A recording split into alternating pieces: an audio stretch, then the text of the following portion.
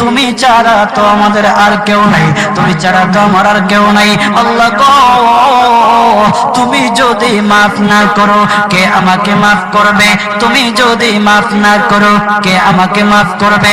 তুমি যদি আমাকে মাফ করো তাহলে তোমার কোনো দিকে কমবে না, তুমি যদি আমাকে মাফ না করো তোমার কোনো দিকে বাড়বে না। আল্লাহ গো, তুমি আমাকে মাফ করে দাও। সারাটা জীবন অন্যায় কাজ করেছি, সারাটা জীবন নাফরমানি করেছি, আমার কাছে কালেমার দাওয়াত কম আসে নাই, আমার কাছে কালেমার দাওয়াত কম আসে নাই, আমাকে লোকেরা কম বোঝায় নাই। ওগো আল্লাহ, তুমি আমাকে মাফ করে দাও। মাফ না করলে কোথায় যাব, কার কাছে যাব? বাবা যখন মারে তখন মার কাছে আশ্রয় নেওয়া যায়, মা যখন প্রহার করে তখন বাবার কাছে আশ্রয় নেওয়া যায়, বাবা মা যখন প্রহার করে তখন দুনিয়ার কারো না কারো কাছে আশ্রয় নেওয়া যায়।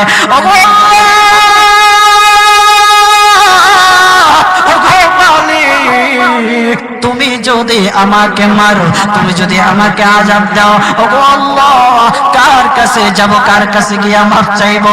ওগো আল্লাহ মেহেরবানি করে মাফ করে দাও। এইরকম কান্না করতেছে, কান্না করতেছে, চোখের পানি তার এমন ভাবে পড়তেছে, দাড়ি ভিজতেছে, দাড়ি ভিজে জমিনের মধ্যে চোখের পানি পড়তেছে, কান্না করতেছে।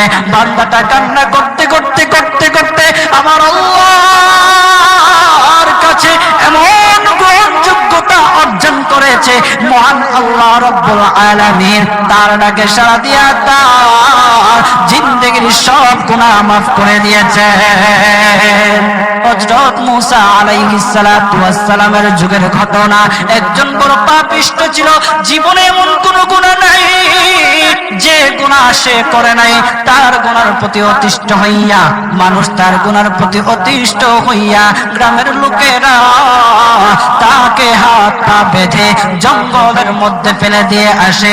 জঙ্গলের মধ্যে থাকতে থাকে, কিছুদিন থাকার পর মালাকুল মউত যখন তার সামনে এসে উপস্থিত, এর আগ মুহূর্তে সে বান্দা আল্লাহর কাছে ডেকে ডেকে বলতেছে, তুমি ছাড়া তো আমাদের আর কেউ নাই, তুমি ছাড়া তো আমার আর কেউ নাই। আল্লাহ গো, তুমি যদি মাফ না করো কে আমাকে মাফ করবে? তুমি যদি মাফ না করো কে আমাকে মাফ করবে? তুমি যদি আমাকে মাফ করো তাহলে তোমার কোনো দিকে কমবে না, তুমি যদি আমাকে মাফ না করো তোমার কোনো দিকে বাড়বে না।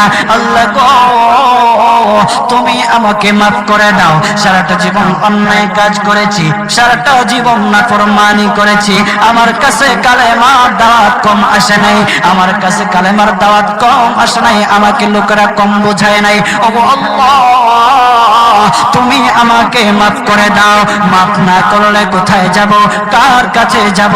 বাবা যখন মারে তখন মার কাছে আশ্রয় নেওয়া যায়, মা যখন প্রহার করে তখন বাবার কাছে আশ্রয় নেওয়া যায়, বাবা মা যখন প্রহার করে তখন দুনিয়ার কারো না কারো কাছে আশ্রয় নেওয়া যায়।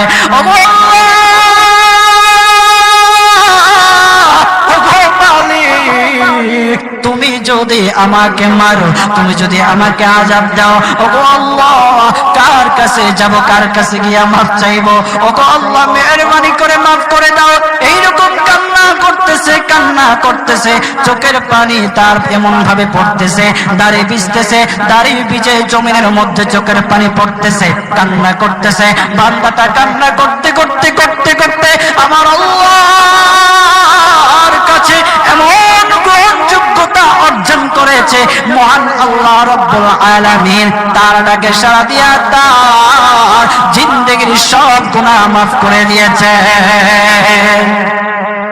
ওই বান্দাটা তওবা করতে করতে করতে করতে হঠাৎ ইন্তেকাল করে। ইন্তেকাল হওয়ার পরে হযরত মূসা আলাইহিস সালাতু ওয়াস সালামকে মহান আল্লাহ বলে দিতেছে, পয়গম্বর মূসা, ও দুষ্ট, দেখো অমুক জঙ্গলে আমার একটা পাগলা আশিক, আমার পাগলা একটা আশিক মারা গেছে, ওই আশিকটার জানাজা তুমি পড়াও, দাফন কাফনের